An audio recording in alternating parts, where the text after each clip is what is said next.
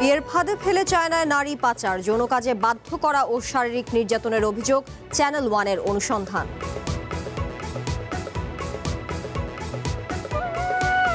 প্রায় এক দশক পর বাংলাদেশ ব্যাংকের রিজার্ভ চুরি মামলায় চার্জশিট চূড়ান্ত, দেশি বিদেশি ৬৪ ব্যক্তি অভিযুক্ত।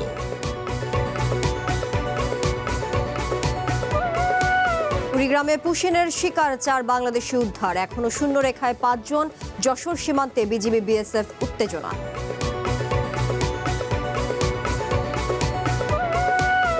এবং আগামী মাসে ভারতে যেতে পারেন প্রধানমন্ত্রী। মালয়েশিয়া ও চায়না সফর ঢাকা দিল্লি সম্পর্কে প্রভাব ফেলবে না, বলছে দ্য হিন্দু।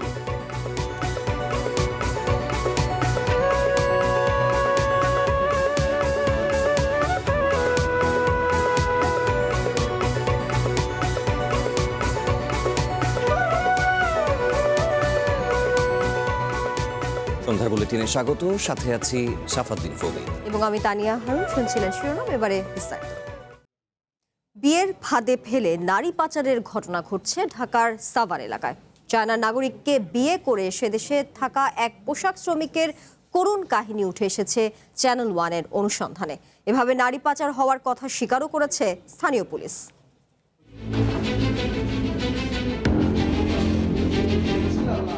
শারীরিক মানসিক দুটাই নির্যাতন করে, মুখে বলতে পারবো না এইসব কথা। আমার মেয়ের উপরে এত অত্যাচার করে, আমার মেয়েকে আমার বাংলাদেশে ফিরে যায়। আমি ভাত খেতে পারি না, একটা মামলা কি করবো। রিকশাচালক মজনু মিয়া স্ত্রীকে সাথে নিয়ে টঙ্গী ও আশুলিয়া এলাকায় খুঁজে ফিরছেন জাহিদুল নামে একজনকে। কেননা জাহিদুলের ঘটকালিতে মেয়েকে বিয়ে দিয়েছিলেন চায়নার এক নাগরিকের কাছে। বিয়ের কিছুদিন পরে স্বামীর সাথে মেয়ে মঞ্জুয়ারাও পাড়ি দেন চায়নায়। এরপর মা বাবার সাথে যোগাযোগ বন্ধ। কয়েক মাস পর হঠাৎ একদিন বাবাকে ফোন করে মঞ্জু, জানান তার ভয়াবহ অন্ধকার জীবনের গল্প। তাকে যৌন কাজে বাধ্য করা হচ্ছে, নিয়মিত চলে শারীরিক নির্যাতন। এইভাবে বাবা আমার থেকে প্রচারণা করলো,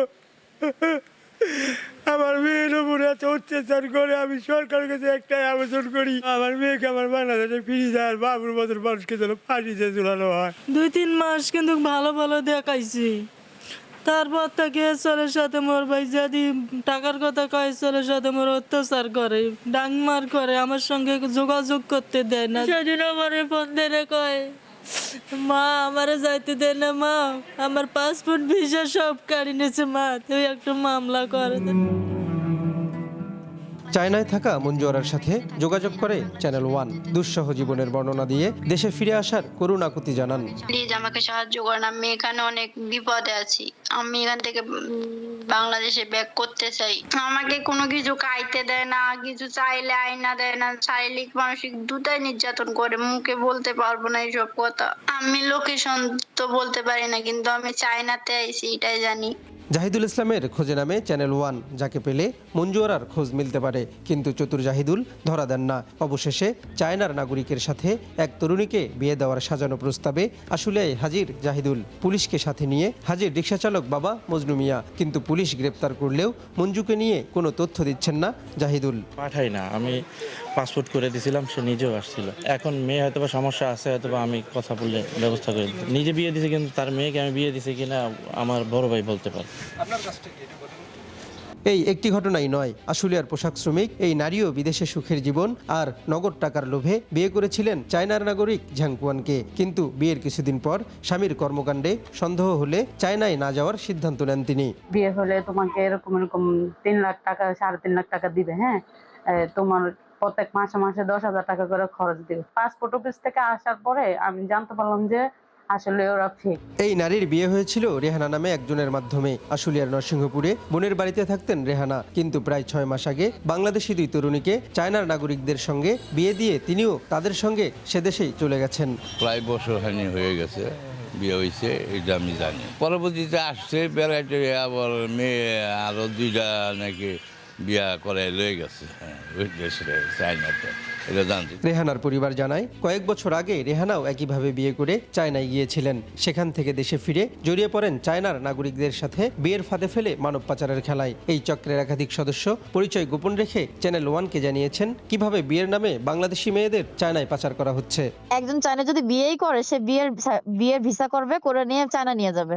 সে ব্যাংকক নিয়ে যাবে কেন, অন্য জায়গায় নিয়ে যাবে কেন, সে অন্য দেশে নেবে কেন? বাড়ি ধারে পুরো ওর একটা বিল্ডিং রাখা, এই চাইনিজ ব্যবসা করেও। তারা একটা ট্যুরিস্ট ভিসার মাধ্যমে ওই মেয়েটাকে ইন্ডিয়া অথবা নেপাল যে কোনো জায়গায় আর কি প্রথমে শিফট করার পর ওইখান থেকে ওইসব দেশে আবার চায়নার এই ভিসাগুলোর নাকি অ্যাকসেপ্টেবল, ওইখান থেকে পরে ওই মেয়েকে চায়না মানে শিফট করে। অনুসন্ধান বলছে চায়নার নাগরিকরা ঢাকা, সাভার ও গাজীপুরের বিভিন্ন এলাকায় বাসা ভাড়া নিয়ে নির্দিষ্ট সময় পর্যন্ত অবস্থান করেন। সেখান থেকেই টার্গেট ঠিক করেন, বিয়ে হয়ে গেলেই এলাকা ছাড়া। আশুলিয়ার ডান্ডাপর এলাকার এই বাসাটিও তার একটি। চায়নার নাগরিকদের কাছে বাসা ভাড়া দেওয়ার কথা স্বীকার করেছেন বাড়িওয়ালা ও প্রতিবেশীরাও। ওরা এখানে ছিল 2 মাস, কিন্তু 2 মাসে 10 দিন এখানে থাকছে নাকি তারও ঠিক নাই। ওরা ওইভাবে এখানে স্টে করতো না। জিজ্ঞাসা করলে এটাই বলে যে একসঙ্গে চাকরি করি, সম্পর্ক একটু ভালো, বাসায় এসে এই এতটুকু বলে, কিন্তু আসলে তারা ভেতরে যায় কি করে না করে যতক্ষণ পর্যন্ত প্রকাশ হয় না ততক্ষণ পর্যন্ত তার বোঝা যায় না। বিয়ের নামে নারী পাচারের বিষয়টি পুলিশও জানে, তবে অপরাধের তুলনায় ব্যবস্থা নেওয়ার হার নগণ্য। আর আইনজীবী বলছেন বাংলাদেশ ও চায়না দুদেশেই ভুয়া বিয়ের মাধ্যমে মানব পাচারের বিরুদ্ধে যথেষ্ট আইন রয়েছে, কিন্তু প্রয়োগ নেই। একটু নিম্ন আয়ের মানুষজন তাদেরকে সে বিভিন্নভাবে সংগ্রহ করে চায়না নাগরিকদের সাথে বিয়ের মাধ্যমে প্রতারণার একটা সৃষ্টি করে, এবং তারা বিভিন্নভাবে যৌন নির্যাতন সহ তারা এই যে মানব পাচারের যে অপরাধ, এই অপরাধের শিকার হচ্ছে। হিউম্যান ট্রাফিকের 2012 সালের আইনের 3 এবং 6 ধারায় স্পষ্টভাবে 5 বছর থেকে যাবজ্জীবন কারাদণ্ড হওয়ার বিধান রয়েছে। Criminal law of People's Republic of চায়নার কথা বলি, সেখানে এই ধরনের ফেক ম্যারেজেস এবং ফোর্স লেবারের জন্য আমাদের 5 বছর থেকে মৃত্যুদণ্ড পর্যন্ত সাজার বিধান রয়েছে। পোশাক শ্রমিকদের কাজের জন্য পরিচিত সাভার ও গাজীপুরে বিয়ের ফাঁদে ফেলে চায়নায় পাচার করে দেওয়ার এমন ঘটনার সংখ্যা কত তার সঠিক তথ্য নেই কারো কাছে। এখনই এ বিষয়ে সরকার কঠোর না হলে আরও অসংখ্য বাবা মাকে ঘুরতে হবে পথে পথে। Mahidul Mahid, One News, Savar. বাংলাদেশ ব্যাংকের রিজার্ভ চুরির ঘটনায় তৎকালীন গভর্নর আতিউর রহমান সহ দেশি বিদেশি 64 জন ব্যক্তিকে অভিযুক্ত করেছে সিআইডি। মামলার খসড়া অভিযোগপত্র প্রস্তুত করে আইনি পরামর্শের জন্য অ্যাটর্নি জেনারেলের কাছে হস্তান্তর করেছে তদন্ত সংস্থা। সাইবার বিশেষজ্ঞ তানভীর হাসান জোহা বলছেন, দেশীয় আইনে এই ঘটনা বিদেশি অপরাধীদেরও বিচার হতে পারে। নিউ ইয়র্কের ফেডারেল রিজার্ভ ব্যাংকের বাংলাদেশ ব্যাংকের হিসেব থেকে $101 মিলিয়ন চুরি করে অজ্ঞাতনামা হ্যাকাররা। ফিলিপাইনের আরসিবিসি ব্যাংকের জুয়ারিদের ভুয়া অ্যাকাউন্টে 91 মিলিয়ন এবং শ্রীলঙ্কার শালিকা ফাউন্ডেশন নামের একটি বেসরকারি সংস্থার অ্যাকাউন্টে পাঠানো হয় $20 মিলিয়ন। এই ঘটনায় সমালোচনার ঝড় ওঠে দেশে বিদেশে, এমনকি এটিকে বিশ্বের ব্যাংকিং খাতের অন্যতম বড় স্ক্যাম বলে মন্তব্য করা হয়। এরপর পেরিয়ে গেছে 1 দশক, বাংলাদেশ থেকে চুরি হওয়া কিছু অর্থ ফেরত আনতে পারলেও বড় অংশই বাকি। এই ঘটনার রহস্য উদ্ঘাটন ও অর্থ উদ্ধারে বাংলাদেশ ও আমেরিকার নিউ ইয়র্ক আদালতে মামলা চলছে। এর মধ্যে দেশের মামলা তদন্ত করা সংস্থা সিআইডি আইনি পরামর্শের জন্য গত 1 মার্চ খসড়া অভিযোগপত্র দেয় অ্যাটর্নি জেনারেলের অফিসে। রিজার্ভ চুরির খসড়া অভিযোগপত্রে বাংলাদেশ ব্যাংকের সাবেক গভর্নর আতিউর রহমান সহ কেন্দ্রীয় ব্যাংকের 10 কর্মকর্তার নাম রয়েছে। এছাড়া ফিলিপাইনের 36 জন, ভারতের 4 জন, শ্রীলঙ্কার 8 জন, চায়নার 3 জন, জাপানের 1 জন ও উত্তর কোরিয়ার 2 জন নাগরিককে আসামি করা হয়েছে। বাংলাদেশ ব্যাংকের রিজার্ভ চুরির ঘটনার ছায়া তদন্তে সঙ্গী ছিলেন সাইবার বিশেষজ্ঞ তানভীর হাসান জোহা, যিনি বর্তমানে আন্তর্জাতিক অপরাধ ট্রাইব্যুনালের প্রসিকিউটর হিসেবে দায়িত্ব পালন করছেন। জোহা বলছেন, চুরিতে কেন্দ্রীয় ব্যাংকের রাঘব বোয়ালরা জড়িত এমন কথা বলায় তাকে অপহরণ করা হয়েছিল। অভিযোগপত্রে বাংলাদেশ ব্যাংকের সংশ্লিষ্ট অপারেটরদেরও নাম অন্তর্ভুক্ত করার আহ্বান জানান তিনি। শুধু কি গভর্নরের পিছনে রাষ্ট্রীয় অন্যান্য কোনো পৃষ্ঠপোষকতা আছে কিনা, উনি কার নির্দেশে এটা ছাপানোর চেষ্টা করেছিলেন সেটিও আসলে তদন্ত আনা দরকার, উনি ভালো উত্তর দিতে পারবে। এই বিশেষজ্ঞ জানান, রিজার্ভের চুরির অর্থ ফেরত আনার জন্য কূটনৈতিক প্রচেষ্টা এবং আন্তদেশীয় বিচারিক প্রক্রিয়া জানতে বিষয়টি রাষ্ট্রের সর্বোচ্চ আইন কর্মকর্তার দপ্তরে পাঠানো হয়েছে। যেহেতু এটা ক্রস বর্ডার জুডিশিয়ারি সিস্টেম এবং বিশ্বের সবচাইতে আলোচিত এবং বড় স্ক্যাম, এখানে দুটো পার্ট আছে, একটা হচ্ছে ইনভেস্টিগেশন আর একটা হচ্ছে ডিপ্লোমেসি। আমাদের কিন্তু অর্থটা ফিরিয়েও আনতে হবে। রিজার্ভ চুরির বিচার দেশের প্রচলিত আইনে বিদেশিদের বিচার করতেও কোনো বাধা নেই মত দিয়েছেন তানভীর হাসান। বলেন, চূড়ান্ত অভিযোগপত্র দাখিলের পর ইন্টারপোল সহ বৈশ্বিক আইন প্রয়োগকারী সংস্থাকে কাজে লাগাতে পারবে বাংলাদেশ। Rakibul Rahat, One News, Dhaka. কুড়িগ্রামের রৌমারী সীমান্তে বিএসএফ এর পুশিনের শিকার একই পরিবারের 4 বাংলাদেশিকে 96 ঘন্টা পর শূন্য রেখা থেকে উদ্ধার করেছে বিজিবি। তবে এখনও শূন্য রেখায় মানবেতর জীবনযাপন করছেন 5 জন। উদ্ধার হওয়া 4 জন হলেন বেলাল হোসেন, তার স্ত্রী সুমি আক্তার এবং তাদের 2 শিশু সন্তান। পুলিশ জানায়, বিজিবি ও বিএসএফ এর মধ্যে অনুষ্ঠিত পতাকা বৈঠকের পর মানবিক কারণে 4 জনকে শূন্য রেখা থেকে সরিয়ে থানায় নেওয়া হয়। পরিচয় শনাক্তের পর স্বজনদের কাছে তাদের হস্তান্তর করা হয়েছে। গত 14 জুন বিএসএফ 9 জনকে বাংলাদেশে পুশিনের চেষ্টা করলে বিজিবির বাধায় তারা শূন্য রেখায় আটকে পড়েন। নারী শিশুসহ 9 জন খোলা আকাশের নিচে অবস্থান করছিলেন। স্থানীয় জনপ্রতিনিধিরা জানান, 2 শিশুর অসুস্থতা এবং মানবিক সংকটের বিষয়টি গণমাধ্যমে প্রকাশের পর সংশ্লিষ্ট কর্তৃপক্ষের নজরে আসে। অপর 5 জনকে উদ্ধারে প্রয়োজনীয় উদ্যোগ নেওয়ার দাবি জানিয়েছে স্থানীয়রা।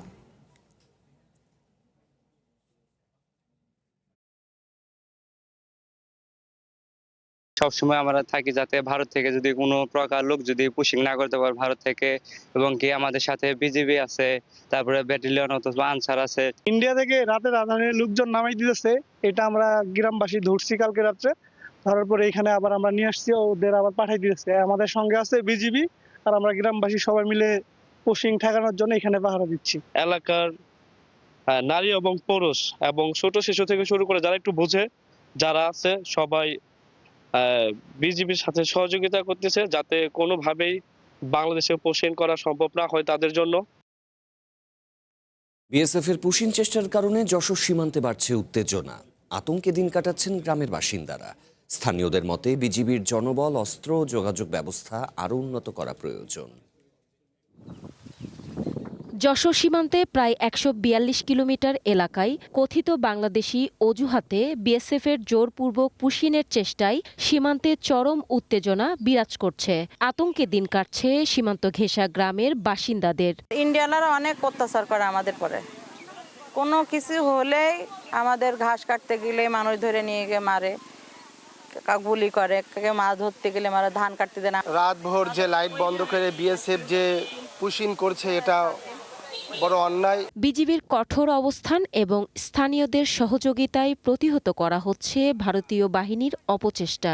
স্থানীয়রা বলছেন, আধুনিক অস্ত্র, পর্যাপ্ত জনবল, অবকাঠামো এবং উন্নত যোগাযোগ ব্যবস্থার সংকটে ভুগছে বিজিবি। এই সুযোগে সীমান্তে আধিপত্য বিস্তারের চেষ্টা করছে বিএসএফ। তারা উস্কানিমূলকভাবে বিএসএফ বাংলাদেশের সাথে ঝামেলা করে। আধুনিকভাবে আমাদের সীমান্ত রক্ষীদের সাজানো হয়, লোকবল বৃদ্ধি করা হয়, তাহলে পরে যত্রতত্র যখন তখন ভারতীয় সীমান্ত রক্ষীরা যা করছে সেইগুলো তারা করতে পারতো না। বিজেপি যদি আরো সতর্ক হয় তাহলে সীমান্ত যে এক ধরনের চোরাচালানির প্রবণতা থাকে সেই প্রবণতাটা বন্ধ হবে, কিন্তু তাতে যে সীমান্ত হত্যা বন্ধ হয়ে যাবে এরকম মনে করা যায় না যতক্ষণ পর্যন্ত ভারত এই হত্যাটা বন্ধ না করছে। বিজিবি বলছে, সীমান্তে বিএসএফ এর যে কোনো আগ্রাসন ঠেকাতে প্রস্তুত তারা। কঠোর তৎপরতার সাথে এলাকাবাসী বা সীমান্তবাসীকেও সম্পৃক্ত করি, তাদের সাথে যে রেগুলার আমরা জনসংযোগ করতেছি এবং তাদেরকে কিছু কিছু ক্ষেত্রে আমরা তাদেরকে টহল বা পেট্রোলের সময় সাথে নিচ্ছি। সীমান্তে জোরপূর্বক কাউকে ঠেলে দেওয়া নয়, কূটনৈতিক আলোচনার মাধ্যমে এই সংকটের স্থায়ী সমাধান চান সীমান্তবাসী। One national desk.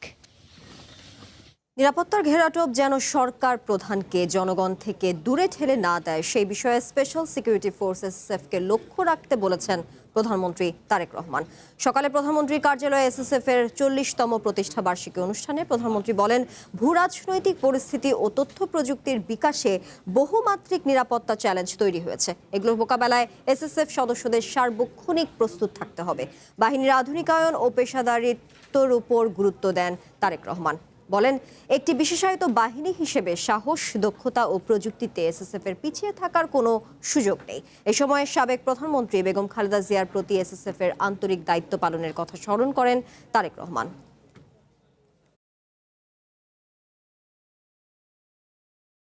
বর্তমানে আর্থসামাজিক রাজনৈতিক অবস্থা, ব্যবস্থা, ভূ রাজনৈতিক পরিস্থিতি এবং তথ্য প্রযুক্তির অবাধ বিকাশের ফলে বহুমাত্রিক নিরাপত্তা চ্যালেঞ্জ তৈরি হয়েছে। এইসব চ্যালেঞ্জ মোকাবেলায় আধুনিক ও যুগ উপযোগী প্রশিক্ষণের মাধ্যমে নিজেদেরকে সার্বক্ষণিক প্রস্তুত রাখা অত্যন্ত জরুরি। একটি বিশেষায়িত বাহিনী হিসেবে সাহস, দক্ষতা, কৌশল এবং সর্বাধুনিক প্রযুক্তিতে এসএসএফ এর পিছিয়ে থাকার কোনো সুযোগ নেই। প্রধানমন্ত্রী তারেক রহমানের মালয়েশিয়া ও চায়না সফর ঢাকা দিল্লি দ্বিপক্ষীয় সম্পর্কে কোনো প্রভাব ফেলবে না। ভারতের প্রভাবশালী গণমাধ্যম দ্য হিন্দুর এক প্রতিবেদনে জানানো হয়েছে এই তথ্য। বাংলাদেশের উচ্চপদস্থ সরকারি সূত্রের বরাত দিয়ে পত্রিকাটি বলছে, ঢাকা দিল্লি দ্বিপক্ষীয় সম্পর্কে নিজস্ব গতিশীলতা ও গুরুত্ব আছে। আর চায়না সফর শেষ করে আগামী মাসে প্রধানমন্ত্রী ভারত সফরে যেতে পারেন। ফেব্রুয়ারিতে দায়িত্ব নেয়ার পর প্রথমবারের মতো বিদেশ সফর যাচ্ছেন প্রধানমন্ত্রী তারেক রহমান। আগামী সপ্তাহেই শুরু হচ্ছে তার মালয়েশিয়া ও চায়না সফর। প্রধানমন্ত্রীর বিদেশ সফরকে কেন্দ্র করে ঢাকা ও দিল্লির কূটনৈতিক পরিমণ্ডলে শুরু হয়েছে নতুন সমীকরণ। তবে ভারতের গণমাধ্যম দ্য হিন্দুর এক প্রতিবেদনে বলা হয়েছে, এই সফর ঢাকা দিল্লির সম্পর্কে কোনো প্রভাব ফেলবে না। একটি উচ্চপদস্থ সরকারি সূত্রের বরাতে পত্রিকাটি জানায়, ভারতের সাথে বাংলাদেশের সম্পর্কের নিজস্ব গুরুত্ব রয়েছে, যা অন্য কোনো দেশ দিয়ে প্রতিস্থাপনযোগ্য নয়। অভিন্ন সীমান্ত থাকা এই দুই প্রতিবেশীর সম্পর্ক সম্পূর্ণ স্বাধীন। 2024 সালের অগাস্টে শেখ হাসিনা সরকারের পতনের পর তৈরি হওয়া টানাপোড়েন কাটিয়ে ইতিবাচক গতি বজায় রাখতে দুই পক্ষই কাজ করছে। সম্প্রতি ভারতের নতুন হাইকমিশনার দীনেশ ত্রিবেদী স্থলপথে বাংলাদেশে এসে আলোচনার মাধ্যমে দূরত্ব ঘোষণার আহ্বান জানান। তবে সামাজিক মাধ্যমে তার এই বক্তব্য ঘিরে বিভ্রান্তি ছড়ানোর জেরে ঢাকা ও চট্টগ্রামে বিক্ষোভ সমাবেশ করেছে সংসদের প্রধান বিরোধী দল জামায়াতে ইসলামী। অবশ্য দ্য হিন্দুকে দেয়া সাক্ষাৎকারে সরকারি সূত্র এই বিতর্কের জন্য সামাজিক মাধ্যমকে দায়ী করেছেন। সূত্রটি স্পষ্ট করেছেন, রাষ্ট্রদূত মূলত সংলাপে দুই দেশের জনগণকে কাছাকাছি আনার কথা বলেছিলেন, যা ভুলভাবে উপস্থাপন করা হয়েছে। শপথ গ্রহণের পর ভারতের প্রধানমন্ত্রী নরেন্দ্র মোদীর আনুষ্ঠানিক আমন্ত্রণ পেলেও এখনও দিল্লি যাওয়া হয়নি প্রধানমন্ত্রীর। তবে বিএনপি সূত্র দ্য হিন্দুকে নিশ্চিত করেছে, আগামী 26 জুন চায়না সফর থেকে ফিরেই জুলাই মাসে ভারত সফরের পরিকল্পনা করছেন প্রধানমন্ত্রী তারেক রহমান। কূটনৈতিক মহল মনে করছে, এই সফরের মধ্য দিয়েই দুই দেশের উচ্চ পর্যায়ের আলোচনা আনুষ্ঠানিক রূপ পাবে। সুলাইমান সবুজ, ওয়ান ইন্টারন্যাশনাল ডেস্ক। সিদ্ধান্ত গ্রহণের ক্ষেত্রে দেশপ্রেমকে সর্বাধিক গুরুত্ব দিতে নবীন সেনা অফিসারদের প্রতি নির্দেশ দিয়েছেন সেনাপ্রধান জেনারেল ওয়াকারুজ্জামান। একই সঙ্গে দায়িত্ব পালনের সর্বোচ্চ পেশাদারিত্ব এবং ধর্মীয় মূল্যবোধকে গুরুত্ব দেওয়ার আহ্বান জানান তিনি। দুপুরে চট্টগ্রামের ভাটিয়ারীতে বাংলাদেশ মিলিটারি একাডেমির রাষ্ট্রপতি কুচকাওয়াজ অনুষ্ঠানে তিনি এই আহ্বান জানান। 3 বছরের প্রশিক্ষণ শেষে অফিসার হিসাবে কমিশন লাভের আগে সেনাবাহিনীর রীতি অনুযায়ী অনুষ্ঠিত হয় মনোজ্ঞ এই রাষ্ট্রপতি কুচকাওয়াজ। এবার এতে অংশ নেন 18 নারীসহ 191 জন ক্যাডেট। সেনাপ্রধান জেনারেল ওয়াকার কুচকাওয়াজ পরিদর্শন ও ক্যাডেটদের অভিবাদন গ্রহণ করেন। এ সময় নবীন অফিসারদের উদ্দেশ্যে ভাষণে দেশপ্রেমকে সবচেয়ে বেশি গুরুত্ব দেওয়ার আহ্বান জানান তিনি। তোমাদেরকে যে কোনো ধরনের চ্যালেঞ্জ গ্রহণের জন্য সর্বদা প্রস্তুত থাকতে হবে। সামরিক চেতনা ও মূল্যবোধকে সমুন্নত রাখতে এবং যে কোনো সিদ্ধান্ত গ্রহণের ক্ষেত্রে দেশপ্রেমকে সর্বাধিক গুরুত্ব দিতে হবে। সেনাপ্রধান সদ্য কমিশন পাওয়া অফিসারদেরকে প্রধানমন্ত্রীর শুভেচ্ছাও পৌঁছে দেন। কোনো বিষয়ে চূড়ান্ত সিদ্ধান্ত নিতে নিজের বিবেকের দ্বারস্থ হবে। তোমরা ভুলে যাবে না, তোমাদেরকে গড়ে তুলতে দেশের খেটে খাওয়া মানুষের অনেক অবদান রয়েছে। 90তম দীর্ঘমেয়াদী এই কুচকাওয়াজে অংশ নেন 4 ফিলিস্তিনি সহ 7 বিদেশি ক্যাডেটও। এই প্রশিক্ষণ সমাপনী কুচকাওয়াজের মধ্য দিয়ে বাংলাদেশ সেনাবাহিনীতে যুক্ত হচ্ছে আরও এক দল উজ্জ্বল মুখ। লাল সবুজের পতাকাকে বিশ্ব দরবারে সবুজ্জ্বল রাখতে অগ্রজদের মতো তারাও জীবন বাজি রেখে কাজ করবে এমনই প্রত্যাশা সকলের। কুচকাওয়াজ শেষে সোর্ড অফ অনার জয়ী খায়রুল সহ কজন কৃতী ক্যাডেটকে র্যাঙ্ক ব্যাজ পরিয়ে দেন সেনাপ্রধান। এ সময় অভিভাবকরাও তাদের সন্তানদের র্যাঙ্ক ব্যাজ পরিয়ে নবীন সেনা কর্মকর্তা হিসেবে বরণ করে নেন। একজন নারী হিসেবে কমিশন অর্জন এটাই প্রমাণ করে যে দৃঢ় সংকল্প, পরিশ্রম এবং যোগ্যতা থাকলে যে কোনো চ্যালেঞ্জে মোকাবেলা করা সম্ভব। আলহামদুলিল্লাহ, আমাদের কোর্সমেটে আমরা সবাই আজকে কমিশন পেলাম। Commission I am feeling very good. আমি চেয়েছি আমার ছেলে যাতে এই দেশের সেবা করে। বর্ণিল এই আয়োজনে উপস্থিত ভারত, পাকিস্তান সহ বিভিন্ন দেশের ঊর্ধ্বতন সেনা কর্মকর্তারাও দারুণ উচ্ছ্বসিত। It's a pleasure coming here to Bangladesh for the very first time. It's a privilege being here and also a privilege having picked an officer Abdullah. মনোমুগ্ধকর এই অনুষ্ঠানে তিন বাহিনীর ঊর্ধ্বতন কর্মকর্তা সহ সামরিক বেসামরিক বিশিষ্ট ব্যক্তিবর্গও উপস্থিত ছিলেন। Shahnaz Riton, One News, Chattogram. সন্ধ্যার বুলেটিনে সময় হলো বিরতির। ফিরে এসে আরও থাকছে। গুটি কয়েক কর্পোরেট গ্রুপের নিয়ন্ত্রণে ভোগ্যপণ্যের বাজার, কর কমানোর সুবিধা প্রান্তিক পর্যায়ে পৌঁছানো নিয়ে সংশয় বিশ্লেষকদের। আবারও স্বাগত সন্ধ্যার বুলেটিনে। যাচ্ছে পরের খবরে। পিলারের নিচ থেকে মাটি সরিয়ে নিলে পদ্মা রেল সেতু ঝুঁকিতে পড়বে না, এমন দাবি করেছেন সড়ক পরিবহন ও সেতুমন্ত্রী শেখ রবিউল আলম। সচিবালয়ে কর্মরত সাংবাদিকদের সংগঠন বিএসআরএফ সংলাপে তিনি বলেছেন, সেতুর নিচ থেকে মাটি সরিয়ে বিক্রির কথা বলা হলেও এটি সত্য নয়। সড়কমন্ত্রী জানিয়েছেন, রাজধানীর ভেতরের বাস টার্মিনালগুলো সরিয়ে নিতে 2 থেকে 2.5 বছর সময় লাগবে। তবে আগামী 4 থেকে 6 মাসের মধ্যেই বাসস্ট্যান্ডগুলোতে পরিবর্তন আসবে। মেট্রো রেলের পাশাপাশি সরকার মোনো রেল নিয়েও ভাবছে বলে জানিয়েছেন শেখ রবিউল আলম। মাটিগুলি প্রাথমিক পর্যায়ে সেতু চলাচলের জন্য উন্মুক্ত হওয়ার পরেই সরানো উচিত ছিল। যে মাটিটা কাটা হচ্ছে সেই মাটিটা ওখানে সরানোর কথা ছিল, থাকার কথা ছিল না, সরিয়ে ফেলানোর কথা ছিল, তাই সরানো হচ্ছে। দেখে মনে হচ্ছে পিলারের গোড়ায় মনে গর্ত হয়ে যাচ্ছে। এই পিলারের সাথে, এই স্ট্রাকচারের সাথে ওই মাটির কোনো সম্পর্ক নেই। না বুঝেই প্রস্তাবিত বাজেটের সমালোচনা করছে বিরোধী দল, এমন অভিযোগ করেছেন আইনমন্ত্রী মোহাম্মদ আসাদুজ্জামান। সংসদে আলোচনায় তিনি এবারের বাজেটকে মানুষের স্বপ্ন পূরণের বাজেট বলে অভিহিত করেন। এদিকে রাজধানীতে আলোচনায় প্রধানমন্ত্রীর অর্থ ও পরিকল্পনা বিষয়ক উপদেষ্টা বলেন, এবারের বাজেটের অন্যতম প্রধান লক্ষ্য বিনিয়োগ বাড়ানো। জাতীয় সংসদে 2026-27 অর্থ বছরের প্রস্তাবিত বাজেটের ওপর আলোচনা। মানুষের জীবনমান উন্নয়নে স্বপ্ন পূরণের বাজেট দিয়েছে সরকার, এমন দাবি করে আইনমন্ত্রী আসাদুজ্জামান বলেন, এবারের বাজেটে কর্মসংস্থান, সামাজিক সুরক্ষা এবং কর ছাড়ের মতো বিষয়কে গুরুত্ব দেওয়া হয়েছে। ইসলামী ব্যাংক নিয়ে সাম্প্রতিক আন্দোলনের সমালোচনাও করেন আইনমন্ত্রী। এই বাজেটে কর ছাড়ের কথা বলা হয়েছে, এই বাজেট সামাজিক সুরক্ষার কথা বলা হয়েছে। এত কিছু বলার পরেও যারা এই বাজেটকে ধন্যবাদ জানাতে পারেননি, তাদের বলবো, হয় তাদের মনটা পরিষ্কার করেন, নাই চোখটা পরিষ্কার করেন, নাই কানটা পরিষ্কার করেন। রাজধানীর সিরডাপ মিলনায়তনে 2026-27 বাজেট, অর্থনৈতিক চ্যালেঞ্জ ও উত্তরণের পথ শীর্ষক আলোচনায় অংশ নেন প্রধানমন্ত্রীর অর্থ ও পরিকল্পনা বিষয়ক উপদেষ্টা রাশেদ আল মাহমুদ তিতুমির। তিনি বলেন, বিনিয়োগকারীদের সুবিধা বিবেচনায় নিয়ে এবারই প্রথম 5 বছরের জন্য কর কাঠামো দেয়া হয়েছে। এবারের বাজেটে আমরা বিনিয়ন্ত্রণকরণ বা সহজ করে কিভাবে ব্যবসা করা যায় বা ব্যবসা করার ক্ষেত্রে খরচ কিভাবে কমানো যায় সেই বিষয়ে সুনির্দিষ্ট কৌশল এবং পদ্ধতি উল্লেখ করা হয়েছে। এদিকে কৃষিমন্ত্রী আমিনুর রশিদের দাবি, অতীতের যে কোনো সময়ের চেয়ে এবারের বাজেটে কৃষি খাতে বরাদ্দ বাড়ানো হয়েছে। রাজধানীর কৃষিবিদ ইনস্টিটিউশনে জাতীয় ফল মেলার উদ্বোধন শেষে তিনি বলেন, ফল উৎপাদনে বিপ্লবের কারণে দেশের চাহিদা পূরণ করে এখন বিদেশেও রপ্তানি হচ্ছে। বিদেশি যে সমস্ত ফল এখানে উৎপাদন করা সম্ভব, অতীতে যেগুলি আমরা আমদানি করতাম, এগুলিও এখানে উৎপাদন শুরু হয়েছে। সুতরাং আমাদের আমদানি কমেছে এবং আগামী দিনে আমি আশা করি আমদানি করতে হবে না। ভবিষ্যতে বাংলাদেশের ফল নিয়ে বিদেশেও মেলা আয়োজনের পরিকল্পনার কথা জানান কৃষিমন্ত্রী। তনিমা ইসলাম, ওয়ান নিউজ, ঢাকা।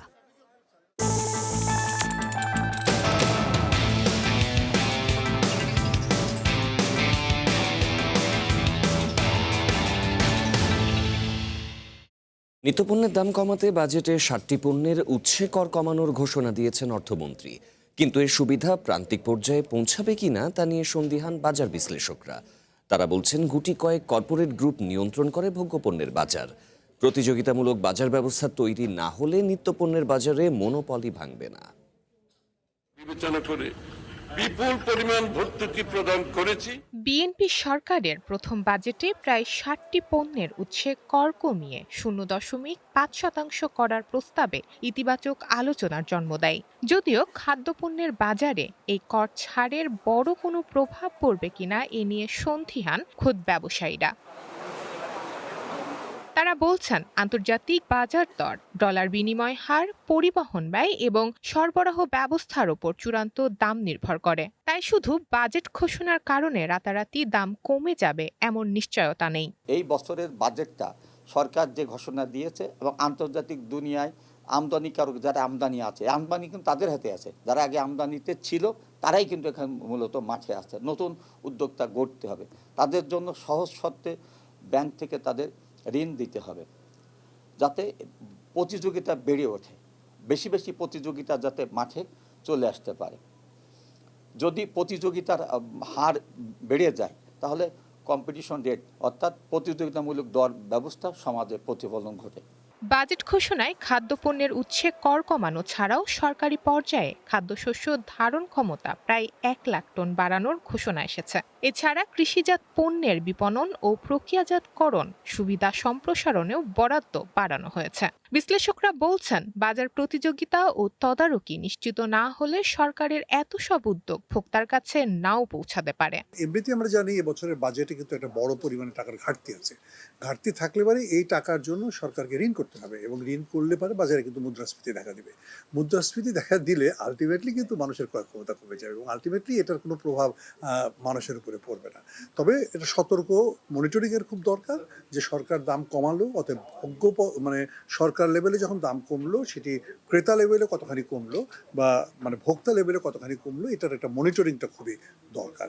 শুল্ক কমানোর সুফল পেতে হলে বাজার ব্যবস্থার মনোপলি ভাঙতে হবে এবং অযৌক্তিক মুনাফা নিয়ন্ত্রণে কার্যকর ব্যবস্থা নিতে হবে বলে মত বাজার বিশ্লেষকদের। শবনাজ স্মৃতি, ওয়ান নিউজ, ঢাকা। সন্ধ্যার বুলেটিনে আবারও বিরতি নিচ্ছি। ফিরে এসে আরো যা থাকছে। এবার সব শিক্ষা বোর্ডে অভিন্ন প্রশ্নপত্রে পরীক্ষা, গানের শিক্ষক নিয়োগ নিয়ে সিদ্ধান্ত হয়নি জানিয়েছেন শিক্ষামন্ত্রী। স্বাগত আরেকবার, দেখছেন সন্ধ্যার বুলেটিন। যাচ্ছি পরবর্তী সংবাদ। এবার দেশের সব শিক্ষা বোর্ডে অভিন্ন প্রশ্নপত্রে পরীক্ষা নেওয়া হবে বলে জানিয়েছেন শিক্ষামন্ত্রী ডক্টর আনম এহসানুল হক মিলন।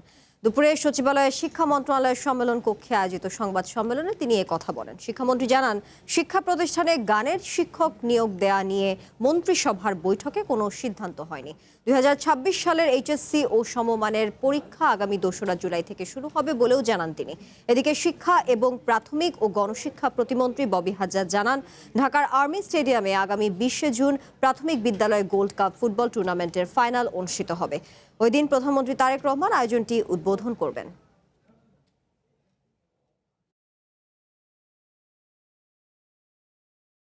সারা বাংলাদেশে আমরা একক প্রশ্নে এবার পরীক্ষার ব্যবস্থা করেছি, দেখি কি হয়। এটা আপনারা জানেন, এক এক বোর্ডের সাথে এক এক বোর্ডের প্রতিযোগিতা থাকে।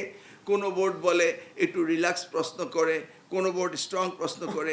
এক বাংলাদেশে পরীক্ষা দেবে এসএসসি এবং এইচএসসি ভিন্ন প্রস্তুত হতে পারে না, এটা হয় না। আপনি ও লেভেল এ লেভেলে এক দেশ থেকে আরেক দেশে প্রশ্ন উত্তর ভিন্ন হয় না, সেই জন্য আমরা এটা করেছি, ভালোর জন্যই করেছি। বজ্রপাতে 3 জেলায় মৃত্যু হয়েছে 7 জনের। এদের মধ্যে 3 জন সিলেটে, 3 জন নেত্রকোনায় এবং মেহেরপুরে মারা গেছেন 1 জন। দুপুরে সিলেটের ফেঞ্চুগঞ্জে হাওরে মাছ ধরতে গিয়ে বজ্রপাতে মৃত্যু হয় 3 জেলের। ফেঞ্চুগঞ্জ থানার ভারপ্রাপ্ত কর্মকর্তা বিষয়টি নিশ্চিত করে বলেছেন, সকালে হাওরে মাছ ধরতে গিয়েছিলেন তারা। খবর পেয়ে মরদেহ উদ্ধার করেছে পুলিশ। এদিকে নেত্রকোনার কেন্দুয়া ও মদন উপজেলায় বজ্রপাতে মারা গেছেন আরও 3 জন। নিহতদের মরদেহ উদ্ধার করে আইনি প্রক্রিয়া শেষে পরিবারের কাছে হস্তান্তর করা হয়। নিহতদের প্রত্যেক পরিবারকে সরকারের পক্ষ থেকে 20,000 টাকা করে আর্থিক সহায়তা দেয়া হয়। এছাড়া বজ্রপাতে মেহেরপুরে এক কৃষকের মৃত্যু হয়েছে।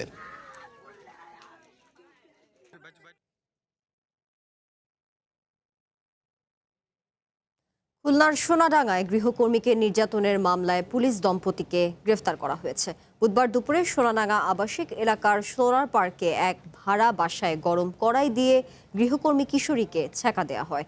স্থানীয়রা দেখতে পেয়ে পুলিশকে জানায়, কিশোরীর মা সোনাডাঙ্গা মডেল থানায় মামলা করেন। পুলিশ এসআই সঞ্জয় মিত্র ও তার স্ত্রী এএসআই পপি মিত্রকে গ্রেফতার করে। ভুক্তভোগীকে হাসপাতালে ভর্তি করা হয়েছে।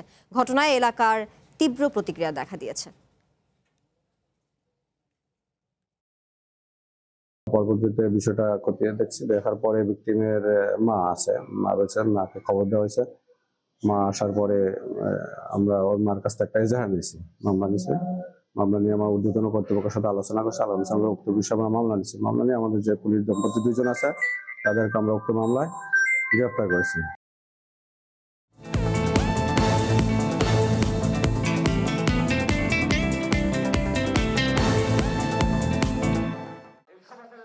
একটি মহলের চক্রান্তে 23 বছর ধরে নারায়ণগঞ্জের নগরপাড়া সেতুর নির্মাণ কাজ আটকে আছে বলে অভিযোগ করেছেন সড়ক প্রতিমন্ত্রী হাবিবুর রশিদ হাবিব। সকালে কায়েতপাড়া ও নগরপাড়ার মধ্যকার নির্মাণাধীন সেতু পরিদর্শন শেষে প্রতিমন্ত্রী বলেন, সরকারের প্রতিশ্রুতি অনুযায়ী দেশের যোগাযোগ ব্যবস্থার উন্নয়নে কাজ চলছে। প্রতারণা, বিশ্বাসভঙ্গ, জালিয়াতির মামলায় সময় টেলিভিশনের ব্যবস্থাপনা পরিচালক আহমেদ জোবায়েরের জামিন আবেদন নামঞ্জুর করেছে আদালত। আত্মসমর্পণের পর তার আবেদন খারিজ করে কারাগারে পাঠানোর নির্দেশ দেওয়া হয়। তবে একই মামলার 3 আসামির জামিন মঞ্জুর করা হয়েছে। কক্সবাজারের টেকনাফে কোস্টগার্ডের বিশেষ অভিযানে প্রায় 6 লাখ টাকা মূল্যের 20 কেজি গাঁজা জব্দ করা হয়েছে। মাদক কারবারিরা পালিয়ে যাওয়ায় কাউকে আটক করা সম্ভব হয়নি। জব্দকৃত মাদকের বিষয়ে আইনানুগ ব্যবস্থা প্রক্রিয়াধীন রয়েছে। জেন্ডার বাজেট 2026-27 নিয়ে বিশ্লেষণী প্রতিবেদন প্রকাশ করেছে বাংলাদেশ মহিলা পরিষদ। বিকেলে ঢাকা রিপোর্টার্স ইউনিটিতে এক সংবাদ সম্মেলনে জানানো হয়, বাজেটে জেন্ডার ফাইন্যান্সিয়াল ট্র্যাকিং মডেলের ব্যবহার ইতিবাচক, তবে বরাদ্দে স্বচ্ছতা ও বাস্তবায়নের ঝুঁকি রয়ে গেছে।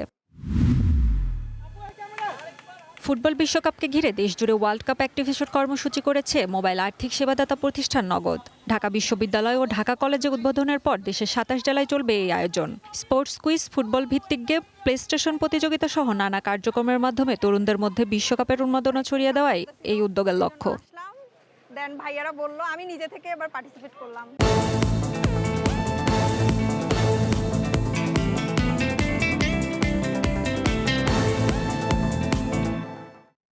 সন্ধ্যার বুলেটিনে আবারও বিরতি নিচ্ছি। ফিরে এসে আরও যা থাকছে।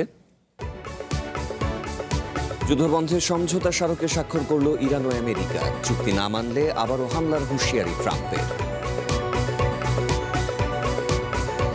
স্বাগত সন্ধ্যার বুলেটিনে। এবারে কনফিডেন্স সিমেন্টের সৌজন্যে বিশ্বকাপ ফুটবলের খবর।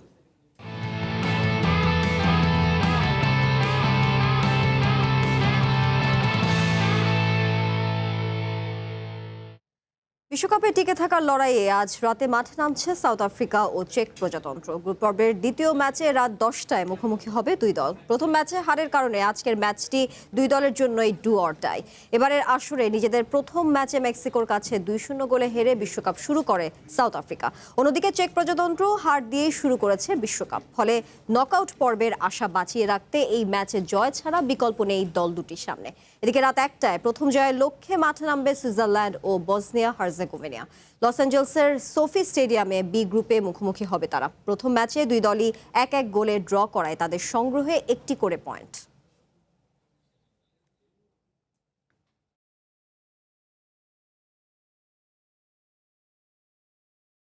এ গ্রেড ক্লিংকারের কনফিডেন্স সিমেন্ট, বাংলাদেশের হৃদয় জুড়ে। বিশ্বকাপে প্রথমবারের মতো খেলতে নেমে লড়াই করে কলম্বিয়ার কাছে হারল উজবেকিস্তান। গ্রুপ পর্বের ম্যাচে উজবেকিস্তানকে 3-1 গোলে হারিয়েছে কলম্বিয়া। মেক্সিকোতে অনুষ্ঠিত এই ম্যাচে প্রথমার্ধে কলম্বিয়াকে বেশ ভালোই চাপে রাখে উজবেকিস্তান। ম্যাচের প্রথম 40 মিনিটে কোনো গোলই করতে পারেনি কলম্বিয়া। তবে বিরতির ঠিক আগে ডেডলক ভেঙেছেন দানিয়েল মুনিওজ। তার গোলে লিড নিয়ে বিরতিতে যায় কলম্বিয়া। বিরতি থেকে ফিরে 60 মিনিটে সমতাসূচক গোলটি করে উজবেকরা। এর ঠিক 5 মিনিট পর লুইস দিয়াজের গোলে আবারও লিড নেয় কলম্বিয়া। পিছিয়ে পড়ে গোলের জন্য একের পর এক আক্রমণ চালাতে থাকে উজবেকিস্তান। তবে উল্টো যোগ করার সময় 9 মিনিটে গোল খেয়ে বসে তারা। কলম্বিয়ার হয়ে তৃতীয় গোলটি করেন হামিল্টন কাম্পাস।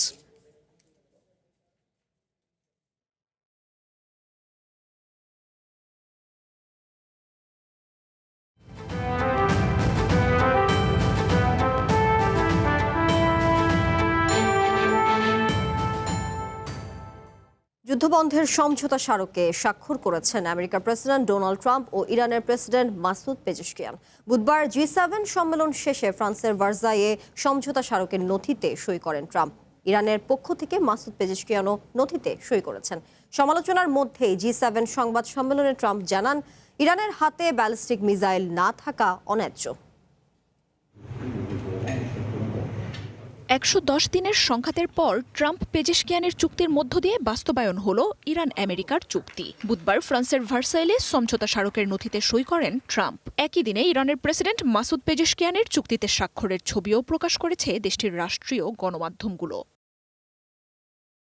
বুধবার চুক্তি স্বাক্ষরের পরই আনুষ্ঠানিকভাবে তা কার্যকর হয়েছে বলে জানান প্রেসিডেন্ট ট্রাম্প। চূড়ান্ত সমঝোতার 14টি দফায় হরমুজ খুলে দেয়া, পরমাণু অস্ত্র না তৈরি, নৌ অবরোধ প্রত্যাহার, লেবানন সহ সব ফ্রন্টে যুদ্ধ বন্ধের মতো শর্ত রয়েছে। এদিকে সমঝোতা নিয়ে আলোচনার মধ্যেই চুক্তি না মানলে আবারও ইরানে হামলার হুঁশিয়ারি দিয়েছেন প্রেসিডেন্ট ট্রাম্প। নিষেধাজ্ঞা প্রত্যাহার ও অর্থ ছাড়ের মতো শর্তের বিষয়ে এই নেতা জানান, আটকে থাকা অর্থের মালিক ইরান। আমরা তাদের অনেক অর্থ নিয়েছি, এসব আমাদের অর্থ নয়। আমরা তাদের অর্থ জব্দ করেছি। একটা সময় তাদেরকে এই অর্থ ফেরত দিতেই হবে। আমরা যদি তাদের অর্থ ফেরত না দেই, কেউই আমেরিকার ডলারে বিনিয়োগ করবে না। এছাড়াও দেশটির ব্যালিস্টিক মিসাইল কর্মসূচিতেও সমর্থন দিতে শোনা যায় তাকে। পরমাণু অস্ত্রের বাইরে প্রচলিত ব্যালিস্টিক মিসাইল কর্মসূচি নিয়ে উপসাগরীয় দেশগুলোর সাথে আমরা আরেকটি সমান্তরাল আলোচনায় যাব। আমরা হয়তো এটাকে সমর্থনও দেব, কারণ অন্যদের কাছে থাকলে তাদের হাতেও কিছু থাকা উচিত। এর আগে গত রবিবার ইলেকট্রনিক চুক্তিপত্রে স্বাক্ষর করেছিল দুই দেশ। শুক্রবার সুইজারল্যান্ডে দুই দেশের নেতাদের উপস্থিতিতে আনুষ্ঠানিকভাবে ওয়াশিংটন তেহরানের চুক্তিতে স্বাক্ষরের কথা রয়েছে। জেনিভার আয়োজনে কাতার, পাকিস্তান সহ আরও বেশ কয়েকটি দেশ উপস্থিত থাকবে।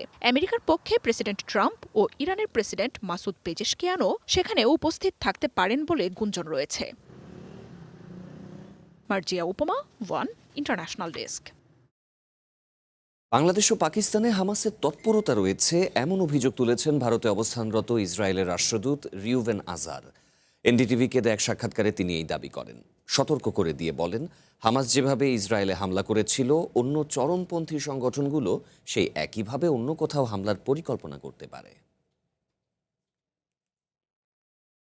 বাংলাদেশ ও পাকিস্তানে ফিলিস্তিনি স্বাধীনতাকামী সংগঠন হামাসের তৎপরতার অভিযোগ তুলেছেন ভারতে ইসরায়েলের রাষ্ট্রদূত রিউভেন আজার। ভারতীয় সংবাদ মাধ্যম এনডিটিভিকে দেয়া এক সাক্ষাৎকারে তিনি বলেন, 2023 সালের 7 অক্টোবর ইসরায়েলে হামাসের হামলার পর থেকে বাংলাদেশ ও পাকিস্তানে সংগঠনটির কর্মকাণ্ড পর্যবেক্ষণ করছে তেল আবিব। এনডিটিভির senior executive editor Aditya Raj কাউলকে দেয়া ওই সাক্ষাৎকারে আঞ্চলিক কূটনীতিতে মধ্যস্থতাকারী হিসেবে পাকিস্তানের ভূমিকা নিয়ে গভীর সংশয় প্রকাশ করেন রিউভেন আজার। পাশাপাশি চরমপন্থা দমনে ইসলামাবাদের সদিচ্ছা নিয়েও প্রশ্ন তোলেন তিনি। আমেরিকা ও ইরানের শান্তি আলোচনায় মধ্যস্থতাকারী হিসেবে পাকিস্তানের ভূমিকা অবতীর্ণ হওয়া প্রসঙ্গ টেনে আজার বলেন, ইসরায়েল পাকিস্তানকে বিশ্বাস করে না এবং তাদের এই কূটনৈতিক অবস্থানকে তারা সতর্কতার সঙ্গে দেখে। তিনি আরো বলেন, এমন কিছু দেশ আছে যারা মনে করে শান্তি মানে এমন একটি পরিস্থিতি তৈরি করা যেখানে ইসরায়েলের কোনো অস্তিত্ব থাকবে না। শান্তির বিষয়ে ইসরায়েল এবং এই অঞ্চলের অন্যান্য দেশের বোঝাপড়ার মৌলিক পার্থক্য রয়েছে বলেও দাবি করেন তিনি। আঞ্চলিক বিষয়ে কাতারের ভূমিকারও সমালোচনা করেন ইসরায়েলের রাষ্ট্রদূত। এনডিটিভিকে দেয়া সাক্ষাৎকারে রিউভেন আজারের সবচেয়ে গুরুত্বপূর্ণ দাবিটি ছিল হামাসের কার্যক্রম নিয়ে। হামাস যেভাবে ইসরায়েলে হামলা করেছিল, চরমপন্থী সংগঠনগুলো সেই একই মডেলে অন্য কোথাও হামলার পরিকল্পনা করতে পারে বলেও সতর্ক করেন ইসরায়েলি দূত। বলেন, এই ধরনের পরিস্থিতি এই অঞ্চলের সরকারগুলোর জন্য উদ্বেগের কারণ হওয়া উচিত। ইতিমধ্যেই এই বিষয়ে ভারতীয় কর্তৃপক্ষের সঙ্গে নিজেদের উদ্বেগ নিয়ে আলোচনা করেছেন বলেও জানান আজার। তবে বাংলাদেশ ও পাকিস্তানে হামাসের তৎপরতা থাকার দাবির পক্ষে সুনির্দিষ্ট কোনো তথ্য প্রমাণ উপস্থাপন করেননি ভারতে নিযুক্ত ইসরায়েলি রাষ্ট্রদূত। অথচ তার নিজ দেশের বিরুদ্ধেই গাজায় ভয়াবহ গণহত্যা চালানোর অভিযোগ রয়েছে। Israt Mukti, One International desk.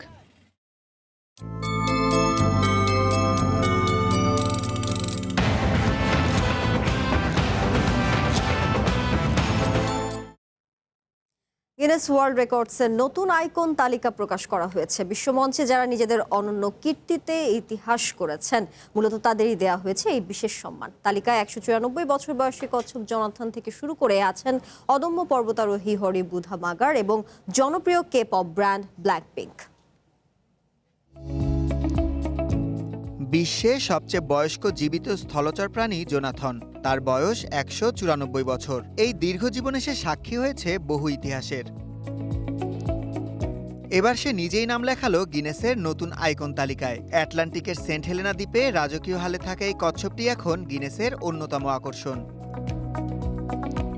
তালিকায় আরেকটি অনুপ্রেরণার নাম হরি বুধামাগার। 2 পা হারিয়েও যিনি দমে যাননি। জয় করেছেন মাউন্ট এভারেস্ট সহ পৃথিবীর 7টি সর্বোচ্চ পর্বতশৃঙ্গ। গিনেসের এই বিশেষ স্বীকৃতি পেয়ে বেশ আবেগাপ্লুত ব্রিটিশ নেপালি এই পর্বতারোহী। It just feels amazing. আমি খুবই আনন্দিত ও সম্মানিত। কোনো রেকর্ড গড়ার জন্য আমি পাহাড় জয় করিনি। আমি শুধু চেয়েছি প্রতিবন্ধকতা নিয়ে মানুষের মাঝে সচেতনতা তৈরি করতে। I never did it. রান্নার জাদুতে বিশ্বকে তাক লাগিয়ে আইকন হয়েছেন নাইজেরিয়ান শেফ হিন্ডাবাচি। গত বছর লাগোসে বিশাল পাত্রে এককভাবে সবচেয়ে বেশি পরিমাণ জলফ রাইস রেঁধে রেকর্ড গড়েন তিনি। রান্নার সেই কীর্তিই তাকে এনে দিল গিনেসের এই অনন্য সম্মান। প্রথম নাইজেরিয়ান হিসেবে এই সম্মান পেয়ে আমি অত্যন্ত গর্বিত। গিনেস ওয়ার্ল্ড রেকর্ডস আইকন হতে পারাটা আমার জন্য দারুণ এক অর্জন। গিনেসের এই তালিকায় বিনোদন আর খেলার দুনিয়ার মহাতারকারাও ঝলমল করছেন। WWE-তে সবচেয়ে বেশি চ্যাম্পিয়নশিপ জয়ী জন সিনা এবং ইউটিউবের রেকর্ড গড়া কে পপ গার্ল গ্রুপ ব্ল্যাকপিঙ্কও এখন গিনেস আইকন। এই সম্মানে ভূষিত হয়েছেন মহাকাশে সবচেয়ে দীর্ঘ সময় কাটানো নারী নভোচারী ক্রিস্টিনা কোচ। আর রেকর্ড চুক্তিতে ইতিহাস গড়া জাপানি বেসবল তারকা সোহেই ওহতানিও আছেন গিনেসের এই বিশেষ তালিকায়। সুলাইমান সবুজ, ওয়ান ইন্টারন্যাশনাল ডেস্ক। সন্ধ্যার বুলেটিন শেষ করব। তার আগে শিরোনামগুলো মনে করিয়ে দিচ্ছে আরও একবার।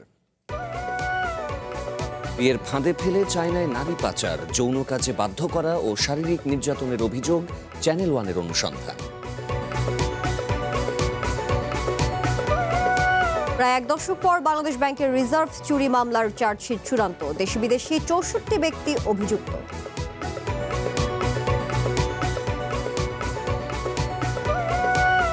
কুড়িগ্রামে পুশিনের শিকার 4 বাংলাদেশি উদ্ধার, এখনও শূন্যরেখায় 5 জন। যশোর সীমান্তে বিজিবি বিএসএফ উত্তেজনা। এবং আগামী মাসেই ভারতে যেতে পারেন প্রধানমন্ত্রী। মালয়েশিয়া ও চায়না সফর ঢাকা দিল্লি সম্পর্কে প্রভাব ফেলবে না বলছে দ্য হিন্দু।